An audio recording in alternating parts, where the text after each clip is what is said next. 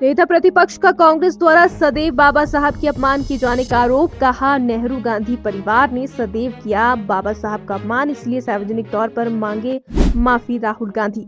गृह मंत्री अमित शाह के भाषण से छोटा सा अंश काटकर वायरल कर बाबा साहब का अपमान कर रही है कांग्रेस। बाबा साहब खास समुदाय के तुष्टीकरण के खिलाफ थे, धारा 370 थोपे जाने के खिलाफ थे, लेकिन उनकी इच्छा के विरुद्ध भी ये काम हुआ। कांग्रेस पार्टी जिसने बाबा साहब भीमराव अंबेडकर का हमेशा अपमान किया है, उनका मजाक उड़ाया है और उन्हें लज्जित किया है, आज वही पार्टी उनके नाम पर हक मांगने की बात कर रही है और ढोंग कर रही है। कांग्रेस की सोच हमेशा अंबेडकर विरोधी रही है, ये सब लोग अच्छी तरह से जानते हैं। कांग्रेस को अपने नेताओं और पंडित नेहरू द्वारा बाबा साहब अंबेडकर के प्रति किए अपमान के लिए पूरे देश से बिना शर्त माफी मांगनी चाहिए। कांग्रेस पार्टी के एक महामंत्री जो राहुल गांधी के बहुत करीबी हैं, संसद परिषद में हुई धक्का मुक्की के बाद राहुल गांधी पर केस होने पर कहते हैं कि यह गर्व की बात है और ये उनका बाबा साहब की विरासत के लिए लड़ाई है। कांग्रेस पार्टी का झूठ का पुलिंदा बहुत अजीबोगरीब है। एक तरफ राहुल गांधी ने धक्का मुक्की की, सांसदों को गिरा दिया, सांसदों को चोट आई, उन्हें अस्पताल में भर्ती करवाना पड़ा।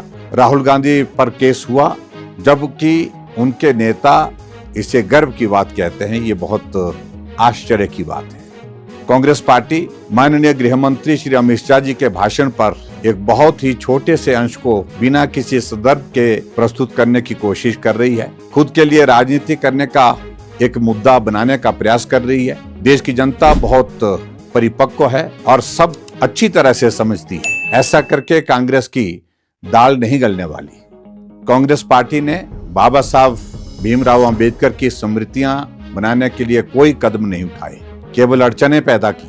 जबकि देश भर में नेहरू, इंदिरा गांधी, संजय गांधी और राजीव गांधी के नामों पर सैकड़ों स्मारक, अस्पताल और सड़कों के नाम रख दिए गए। बाबा साहब भीमराव अंबेडकर देश के विभाजन के पक्ष में नहीं थे, धारा 370 थोपने के पक्ष में भी नहीं थे।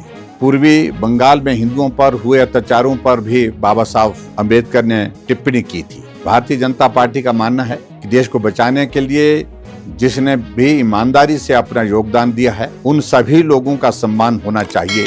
जबकि कांग्रेस पार्टी केवल एक परिवार के योगदान का गुणगान करने में ही लगी रहती है। भारतीय जनता पार्टी अपने धूर्त विरोधियों का भी सम्मान करती है, क्योंकि उन लोगों ने अपने तरीकों से देश को बनाने का प्रयास किया है।